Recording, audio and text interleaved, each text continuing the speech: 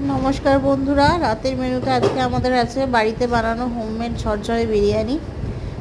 Colour তো খুব ভালো এসেছে, খেতেও খুব ভালোই হয়েছে।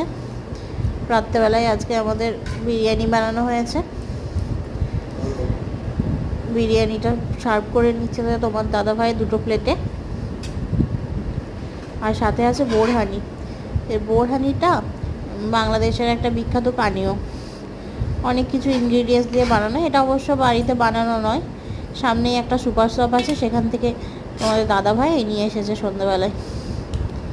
দেখতে পাচ্ছ বিরিয়ানিটা কত সুন্দর ঝরঝরে হয়েছে, আলুগুলো, মাংসের পিস খুব সুন্দর হয়েছিল বিরিয়ানিটা, এবং মাংসটাও প্রপারলি সেদ্ধ হয়েছিল। খুব ভালোই কাটলো আজকে রাত্রি। গুড নাইট, সবাই সুস্থ থাকো, ভালো থাকো। আমরাও ভালোই আছি। শুভরাত্রি।